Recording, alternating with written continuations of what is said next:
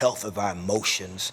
And growing up in church, I've had to even erase some bad thinking, because I had to learn that the teachings of Western out here with me, man, it's like just the perspective and the life experiences that I want to learn from.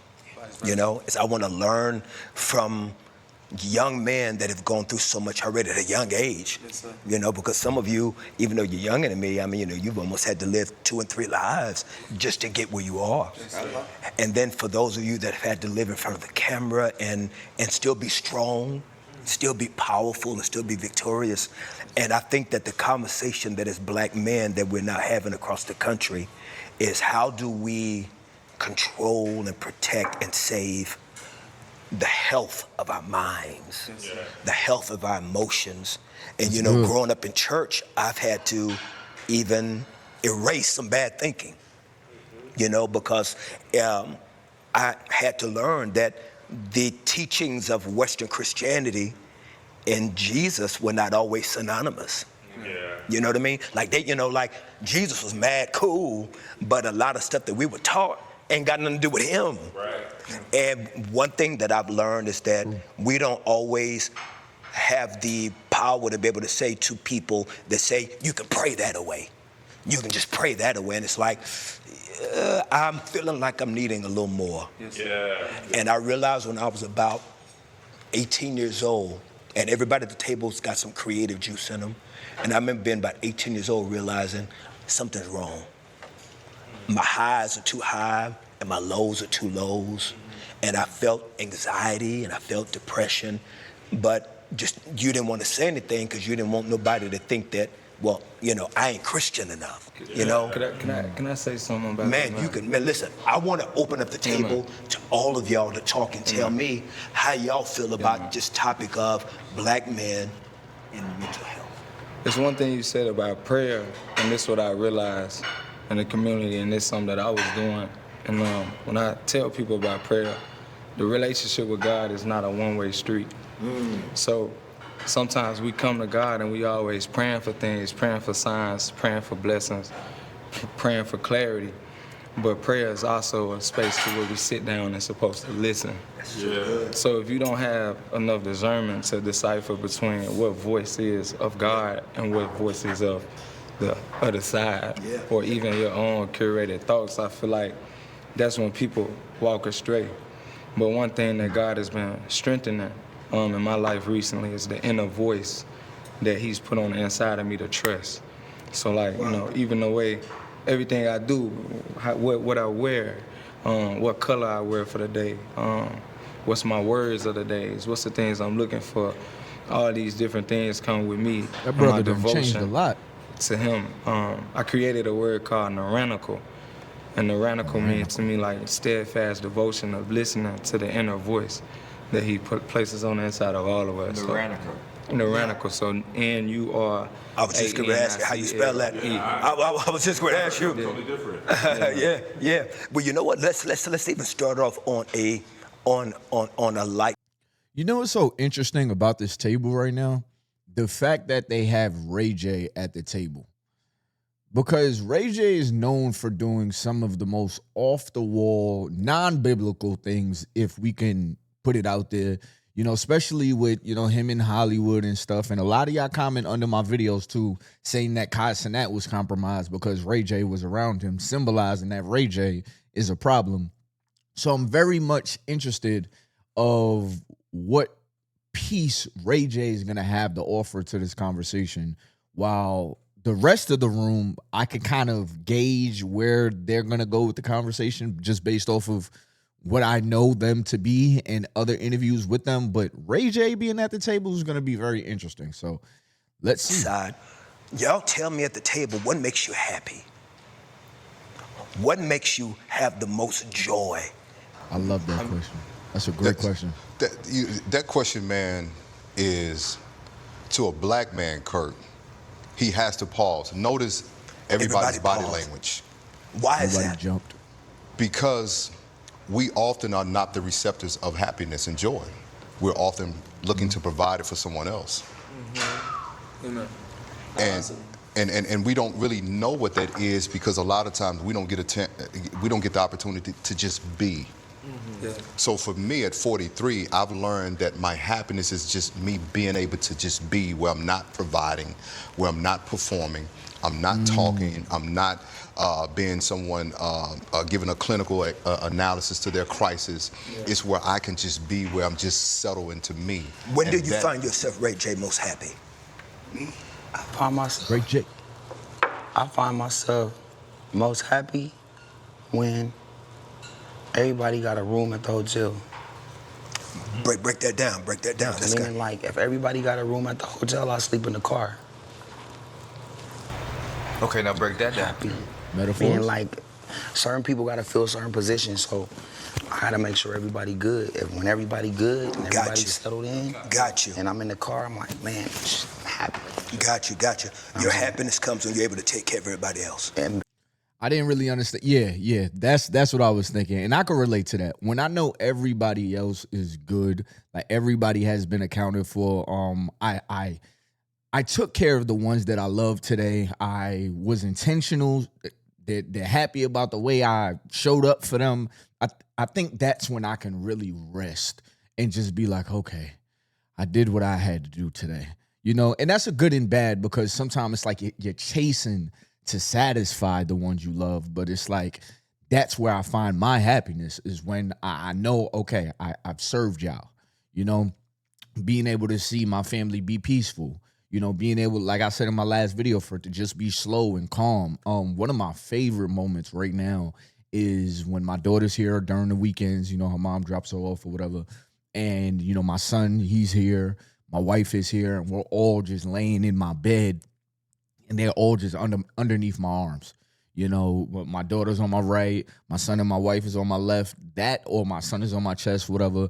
Like, that moment, I feel like I won. Like, I won the finals. You know, when they be like, where do you want to go next? I want to go to Disney World. I feel like that's my moment, you know, so... And it just, I don't know, it just gives me, like, it powers me up. Like, this is my union. These are my people. You know what I mean? And I think just being able to see that and just experience that love, that is where I find my pure happiness. And if I can give myself just one more, I would say probably when I can enter the flow state. Like, and that's what basketball was for me. You know, basketball is somewhere I don't have to think about really impressing too much. It's more of just flowing, you know, just flowing with the game. Like, the more, anybody would tell you, the more you try to play good, the more you focus on performing, the worse you'll play. You need to flow. Whatever you're feeling that day, you need to go with it. Don't force your shot just because you're a shooter. If your shot not hitting today, don't shoot.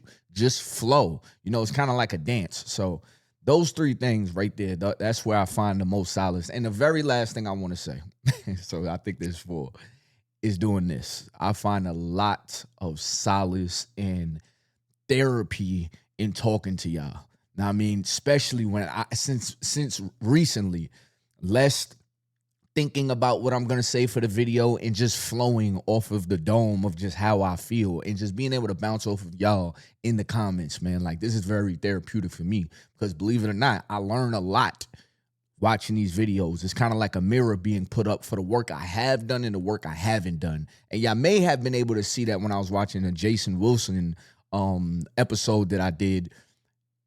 There were some things that he was saying that I was feeling a little, you know, scruffled on the inside that led me to realizing I still have work to do. And we all have work to do, but it showed me where some of my work needs to be pointed at, if that makes sense. So I definitely enjoy doing this. Very therapeutic, and to know that we're growing together as well. So that's where I find my happiness. Okay, no more. But my most happiness is with my kids, though. Yes, sir. That's it. Like, how many kids you have? 2, 5, and 7. They at my house now, and they don't never want to leave. Wow. I be telling my baby mama, like, yo, if the kids crying because they want to stay with me, it ain't a bad thing. Let them cry and then let them take them home. But you know what I'm saying? Don't take away from, like, them just wanting to be with me too. You know what I'm saying? They sad they gotta leave.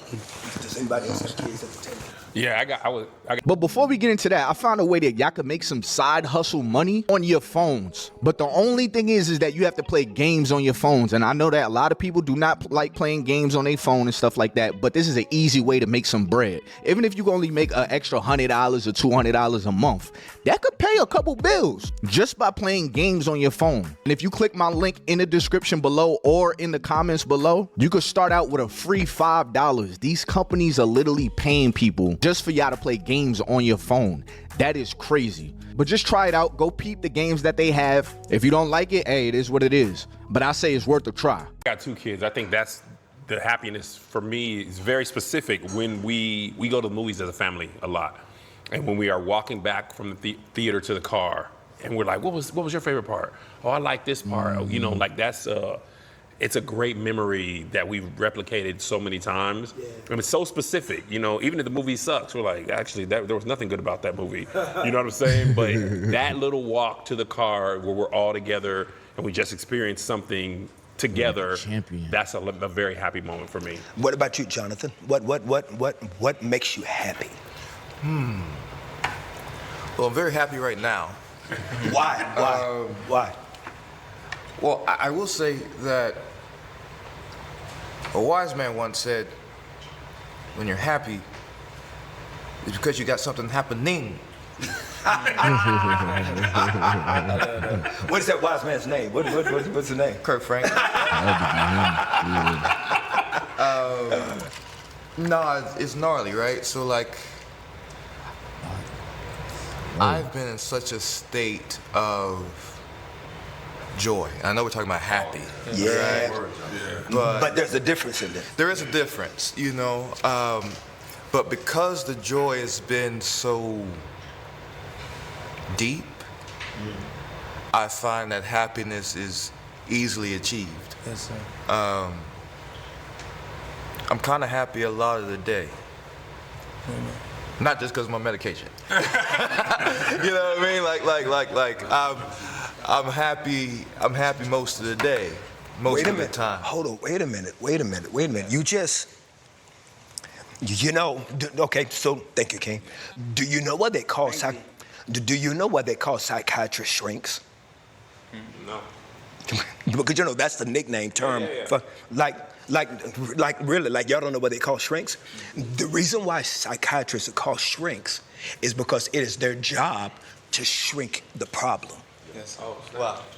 So when you go in with, you know, life is crazy. You know how you go to you go to a therapist. Like I've been going to therapy since I was 28 years old, right? And you're going, life is, and their job is to shrink the problem. Wow. That's what they call shrink. But he just did something with humor that shrunk something, and he slid it in. And did y'all catch it? Yeah. He mentioned being on medicine. Yeah. But you did it in just such a loose way. Slid it in way. Yeah, no. Let me get some. No, that was mad crazy. I know, mad crazy. And I know how you did it because there's often a negative connotation to when someone is medicating. And particularly in the black community, you know this, Kirk, because again in the church, if you can't pray it away, definitely taking medicine means that your Holy Ghost or that your salvation ain't as strong as you say it is. Right. But I have to say I experienced that. So when I was going through my episodes of anxiety and depression, it was really bad, y'all. It was really, really bad. Like I just felt weird. I'm very transparent on my channel about this, but I felt weird going outside. I felt weird in conversations. If I would, after work, I would come home and just want to sleep. I didn't really want to do anything. I mean, I had a regimen that kept me productive as far as me, you know, physically, like looking like I was good, but mentally I was thrown off. Now, I mean, I didn't know what was going on with me, and I would try to talk to people about this, and I would have conversations with God as well. And wow, that's interesting. That's very interesting. But anyway, hear me out. All right. So I remember talking to people about it, and some people would just be like, well, you just need to turn towards God. You know, you just need to talk to God. You just need to pray, you know, and basically say, pray it away. And my thing was, okay, I am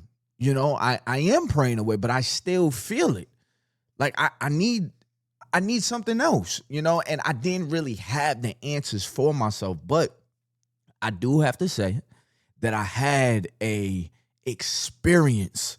One day I was in my house, and this might sound a little crazy to some people, all right, but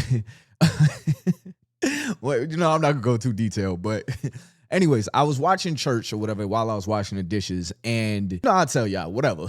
But this is funny. So I was watching church or whatever, and they were doing a baptism, and I remember it really touched me, you know, on the message that it was, and just renewing your mind and everything. And I'm in the house by myself and everything. And this is at this time I'm going through this heavy and everything. So then there was a part where he was like, if you're at home or whatever, fill up the sink. And I'm already washing the dishes. He was like, fill up the sink and dip your head in the water and just, you know, he was saying so many other words, and then, you know, come up and feel renewed. And I kid you not, I dipped my head in the water.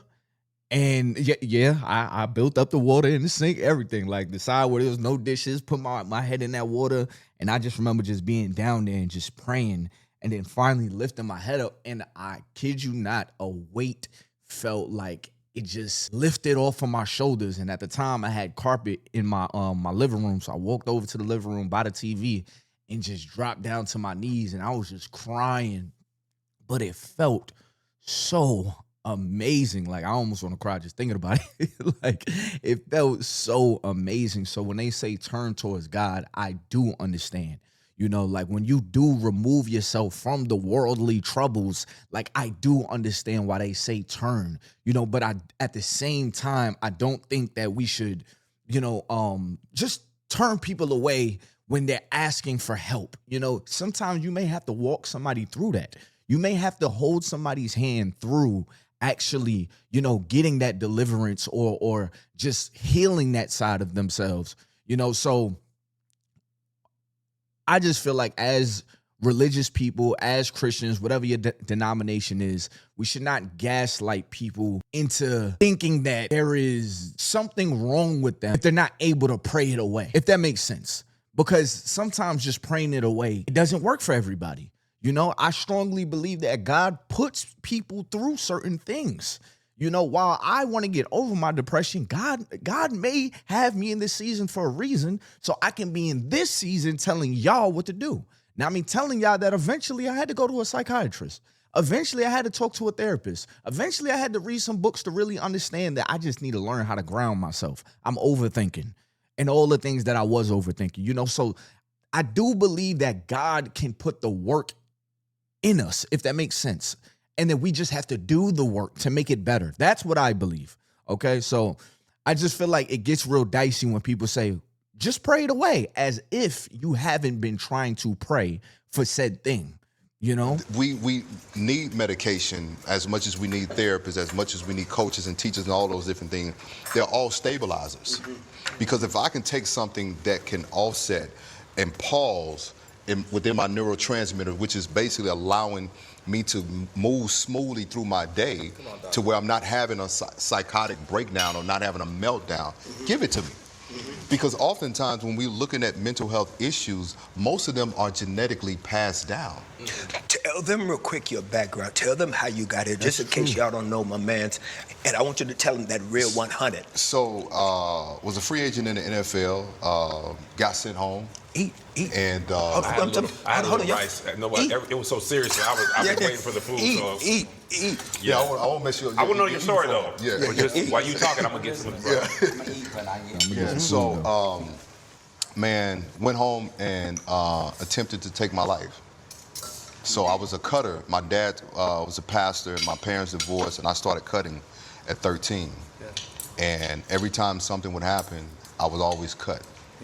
And it was funny because well, not funny, but my sister saying, I always wondered what was the marks on your arms when we would come see you in college, because to understand self-harm is that I was allowing myself to cause physical pain to numb the pain that I was dealing with on the inside. And then my second suicide attempt was a drug overdose. That was several years later, which after surviving, miraculously, which is how I got into going to therapy, because I stood at the altar a bunch of Sundays, Kurt, and I got prayer, and sometimes deliverance works in an instant, but true healing takes place through the journey of understanding why was I cutting? Yeah, What was the yeah. pain connected to? Understanding it.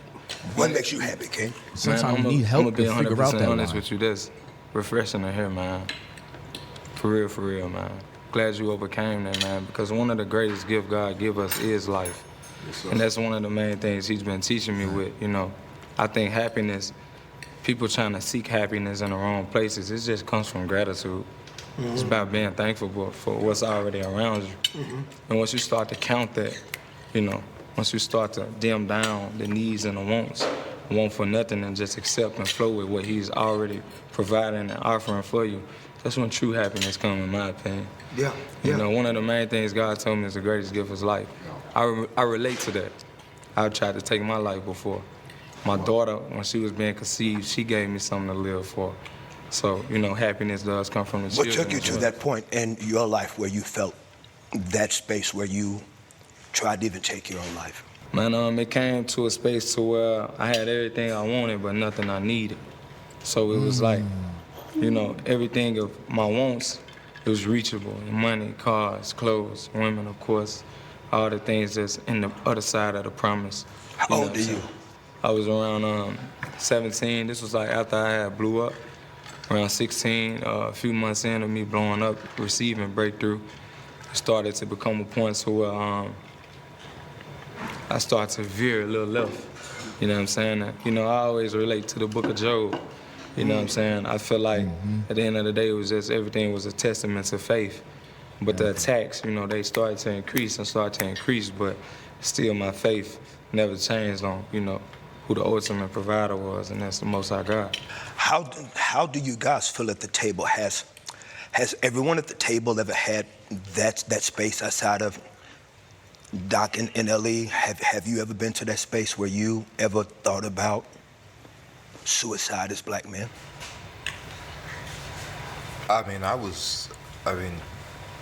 Yeah, absolutely. I was on suicide watch.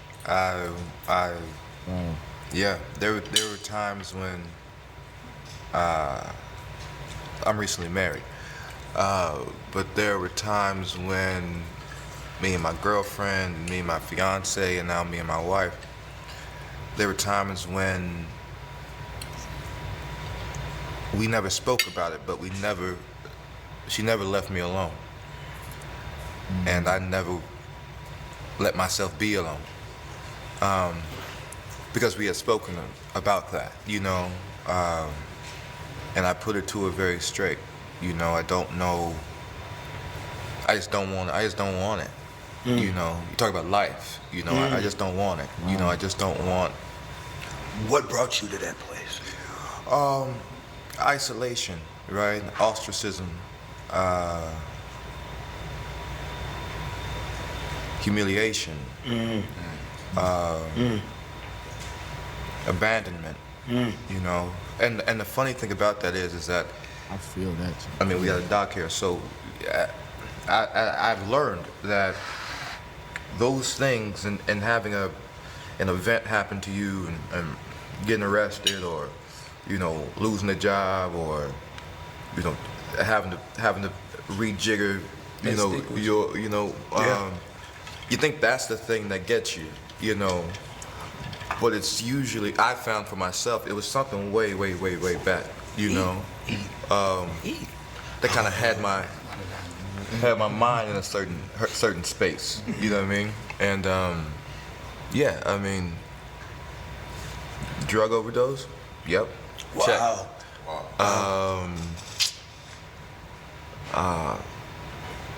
Damn near lived on a roof, you know, just plenty of, I don't even smoke cigarettes. You know what I mean? Plenty of cigarettes and whiskey. You know, I actually wrote a letter. Yeah, I've done the whole thing and been there. Just You the know what I mean? courage you have at this table, though, man. Just Man. the Well, courage. It's not. It's precious, right? Like life is precious, and it's deep, but there is a level of like, I don't really care.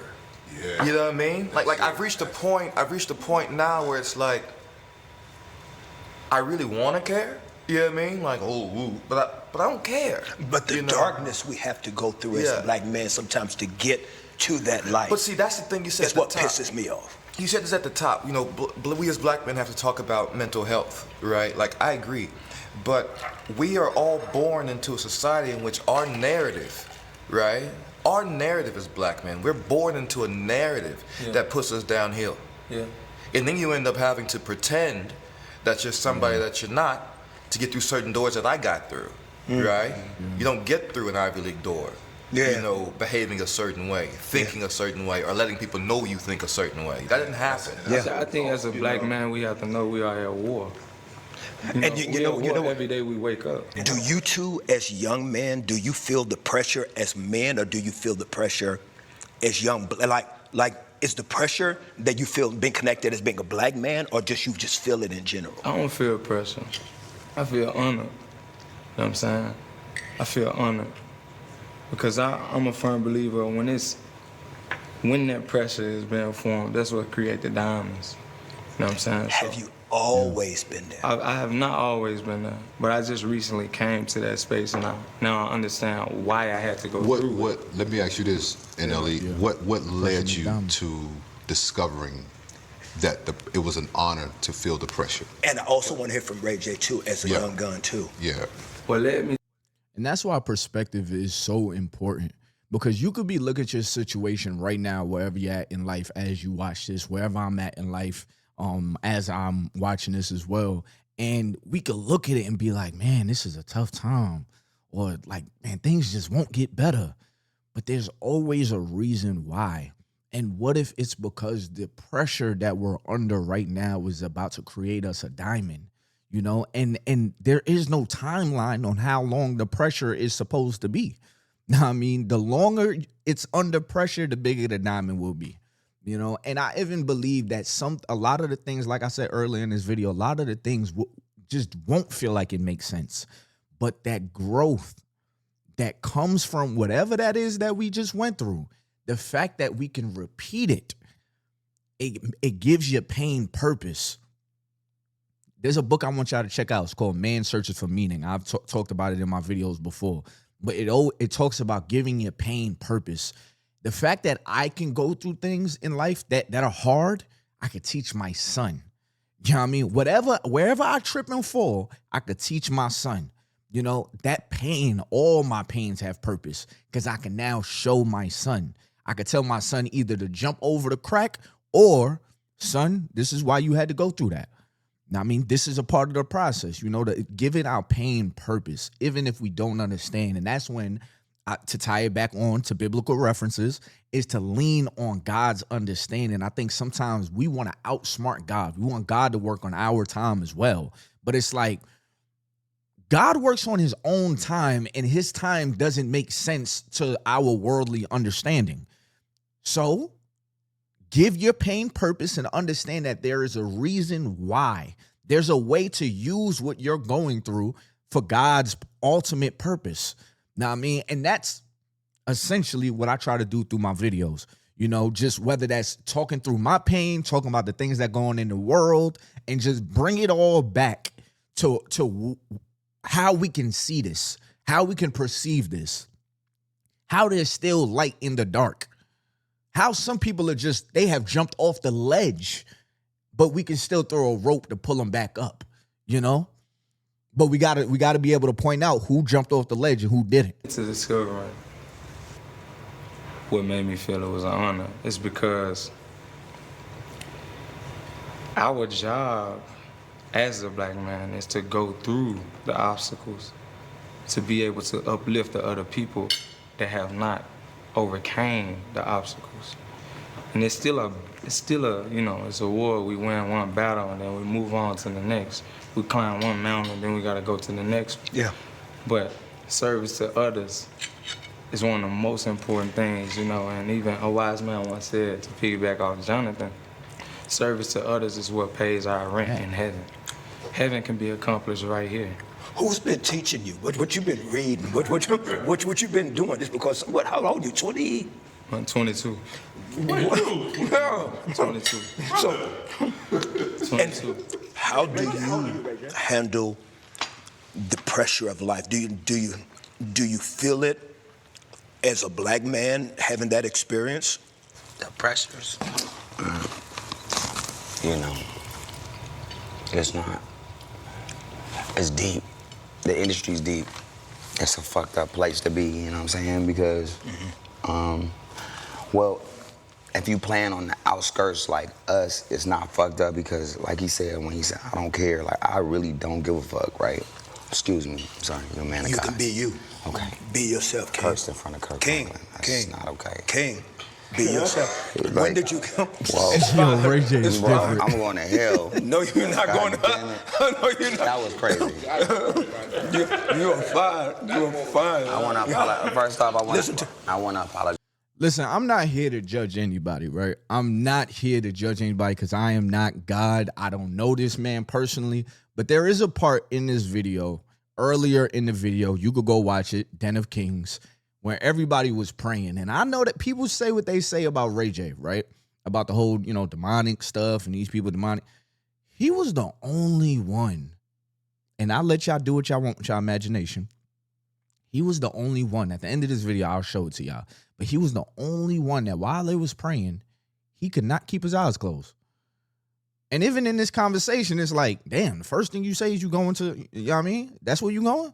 You know what I mean? Like that was your, so it's just sometimes it just lines up too well. I want to sit here and be like, all right, maybe we exaggerate. But then you do that and it's like, wait a minute.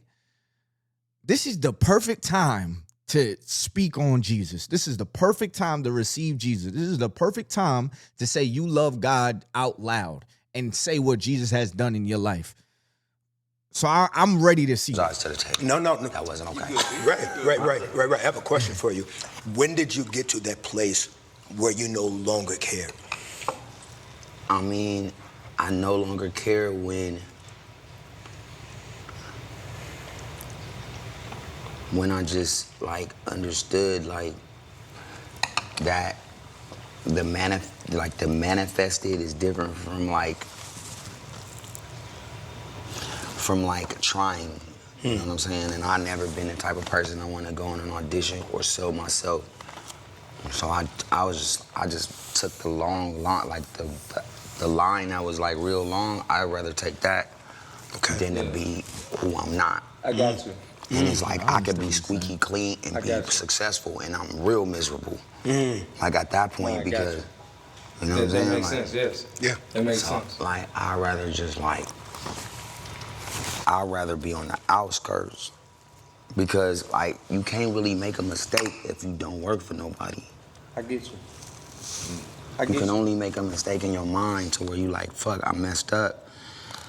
And that's God telling you you did because you feel bad. But if you don't feel bad, then you ain't mess up. If your perception is right? If you're conscious of it. So if you go to war, we go to war, it's all messed up. Kids are dying in every country. So the war is fucked up for everybody, but now you're starting to figure out what's best for the family or the country, right? So you're gonna ride with America or wherever you from, but it's all still messed up and it's all still politics, whether it's Democrat, Republican, blood, crip, black, white, And you can only imagine just the kind of pressure that it is being young. I feel like he's saying something. And famous. And Kev, you are now experiencing a level of fame in your own life that has kind of caught you off guard. When you hear these young, intelligent young black men who I'm so honored to have at the table, is because we'll never know their level of pain. We'll never know their level of anxiety and stress that they have to deal with because we didn't have all of this BS and we didn't have all of that where you have to live your whole life in front of people.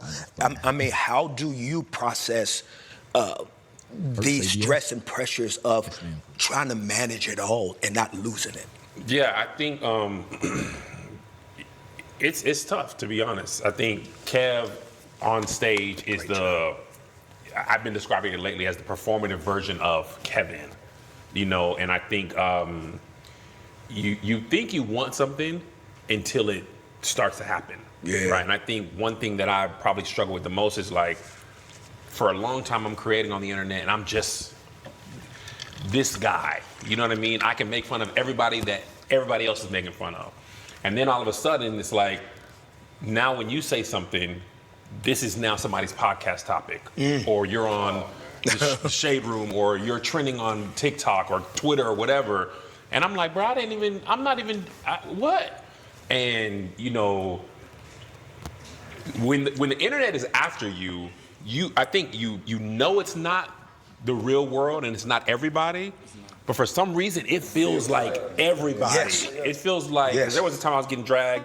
They were finding every one of my emails. They was like, and I'm just like, bro, you know, just put your phone away. But it's like, it feels like the whole world is like on you. Same You know what I people mean? to see you and shake your hand on congratulations. And then that's the You other wanna thing know that happened. something? I've never seen nor heard the same magnitude of hate that I receive online. Never.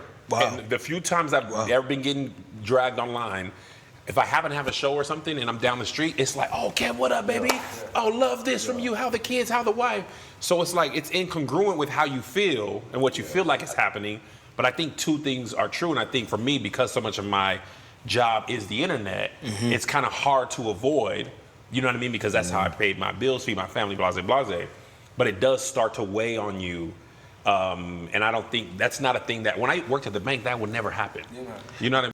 That's one of the hardest jobs of being an influencer, is because you do have to be on the internet. A lot of people would say, get off the internet because, you know, there's a lot of negativity and stuff like that. It can mess with your mind. You'll start having group thinking, you know, stuff like that. Stay out of the comment sections. But you essentially, as a content creator, you kind of have to be on the internet, especially depending on what you do with it, such as myself. Like, you got to be reading the comments. And I'm not just talking about my comments, because my comments is usually positive, but you got to see the other comments just to kind of get, like, where's the positioning on this video? You just have to be a part of that world. And that is I would say, the dark side of being a content creator, because you're constantly reminded of the kind of people that are out here in the world. Whereas you want to put it down, but you got to keep up with it because this is your job, just like your job. You know, I got to keep up with the news. I got to keep up with the new stuff.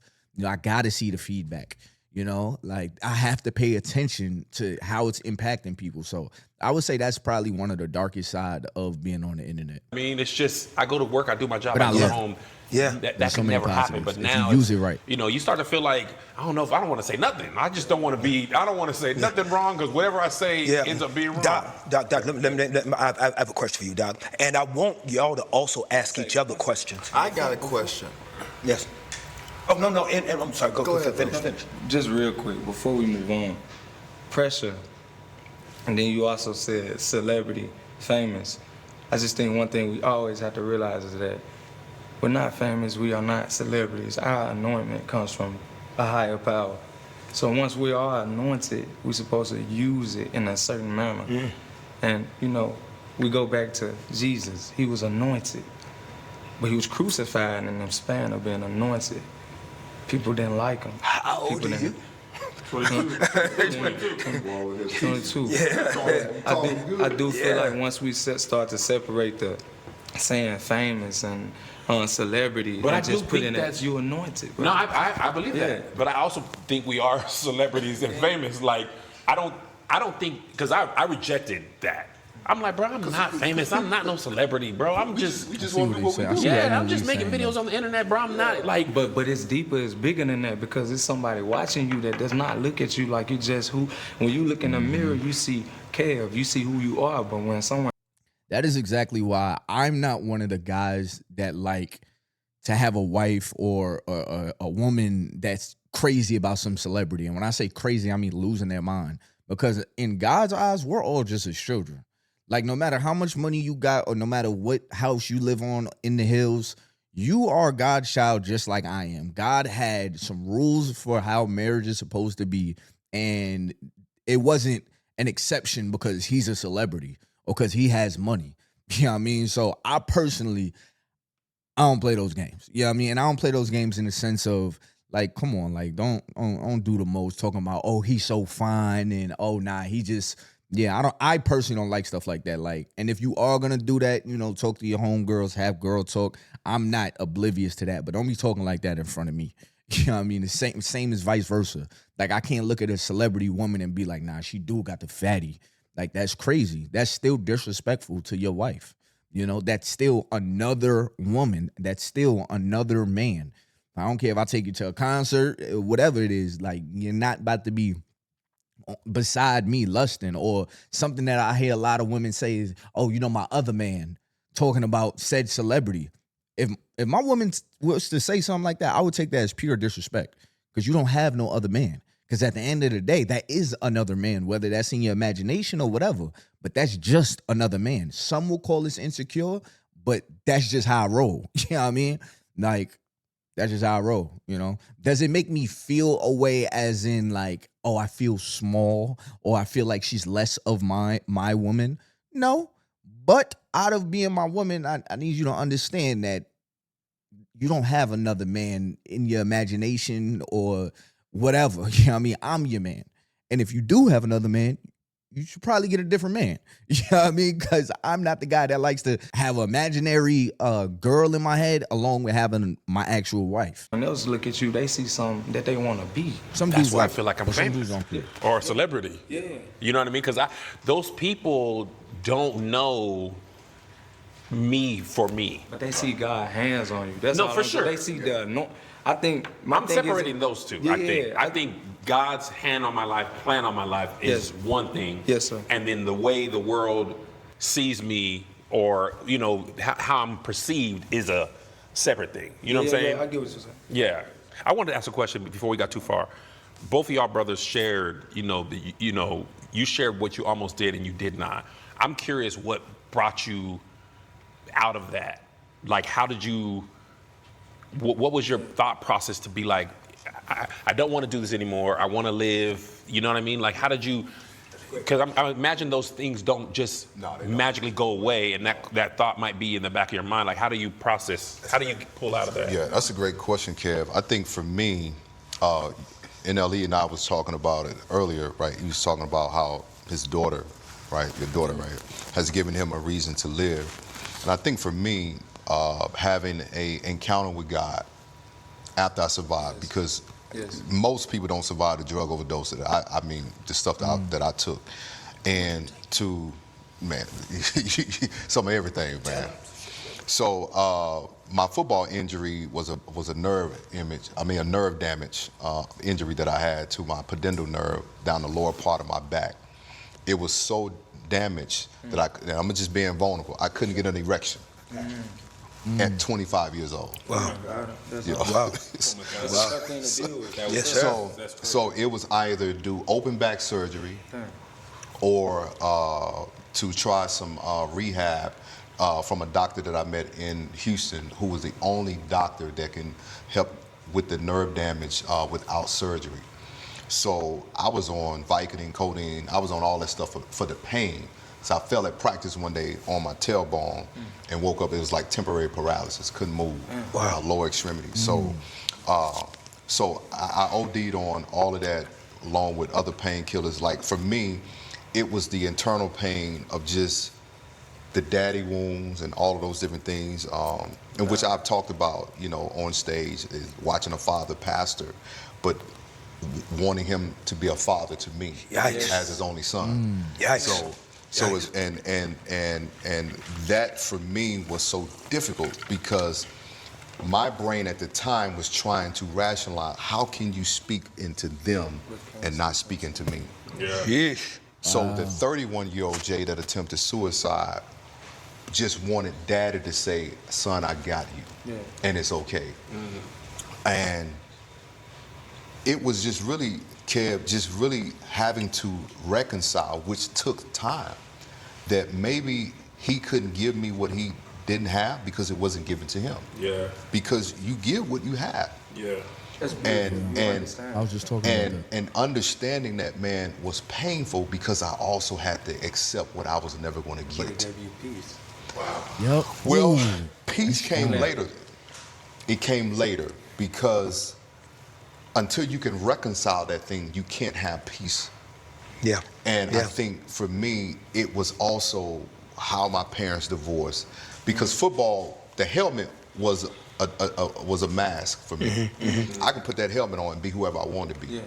And for 60 minutes, I can just release all the rage, the anger. Yeah, And yeah. I'll never forget my coach. Too, like, Physically. football is very Physical I can for it. literally hit you and hurt Hit you, yeah. And I remember my coach asking me, he said, "What are you thinking about when you're out there?" Kirk, this is no lie.